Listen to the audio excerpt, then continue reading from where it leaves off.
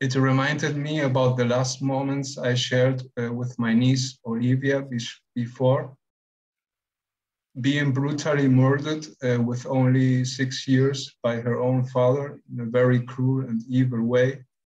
And this honestly makes me feel lesser hope and trust in human beings, because I always felt that he loved her very much.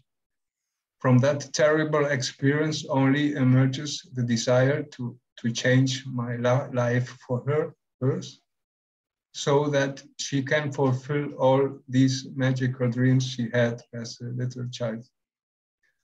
I feel I need some hope about seeing that everything has happened for a reason or something bigger for her. And in which possible way can I forgive him for doing something that is so impossible for me to conceive? Can you understand that if you had the exact same beliefs and perspectives that he has, you would have done the same thing? Can you conceive of that? Maybe I could think it, but not do it, really. Don't think I... No, but if you had, that's because you have your own points of view. You see, you have your own perspectives. But if you No, had, but I don't know if I would think it. I mean, maybe there's the possibility that this sort appears, but for me, it's inconceivable to do something like that. That's because you are in your own perspective. But if you were in his perspective with the same blind spots, the same trauma, the same beliefs, the same stress, the same perspectives, and you did not know what you know now, you did not have your own perspective. What if your consciousness had only the perspectives, the beliefs, the feelings, the emotions that he has? Can you conceive of the fact that you would have resulted in the same or similar action?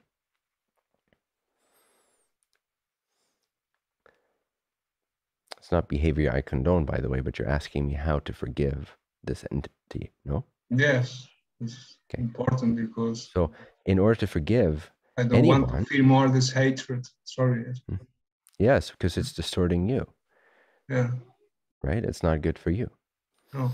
So one way, there's many ways to come to a profound compassion, and an example like this would need radical compassion. This would need outrageous compassion. This would need out of the ordinary degree of compassion. If your true motive here is to forgive someone who did something that society deems so terrible and that is so out of alignment, action that's so out of alignment with spirit, with his own connection to source, then a good place to start, if you wish to forgive such a being, is to really understand that we only act on what we know.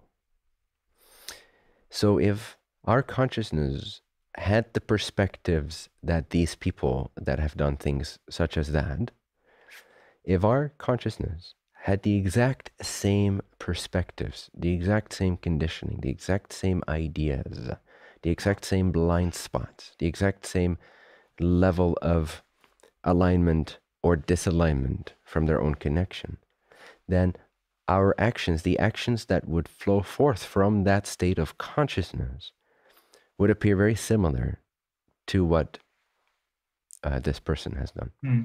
Because action is not taken so much.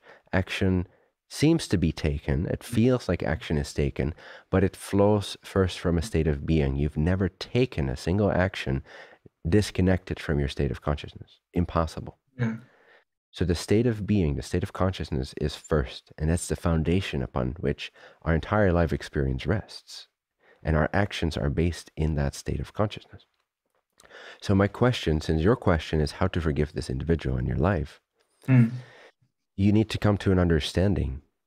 Most likely, that's one way. There's other ways. Maybe I'll address a few more ways, but try this.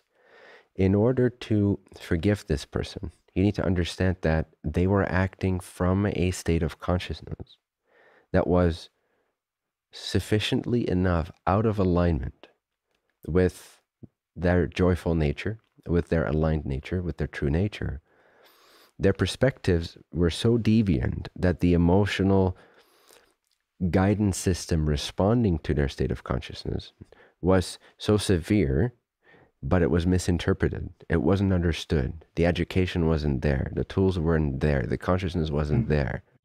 So in that state, if you can understand that it's not the being that took those actions deliberately, it's the state of consciousness that the being found themselves in or stuck with that was responsible for those actions. So this is another thing that can help, is to separate someone's soul in your own way of seeing, to separate someone's true essence, someone's true essential soul from their human state of consciousness and their human actions.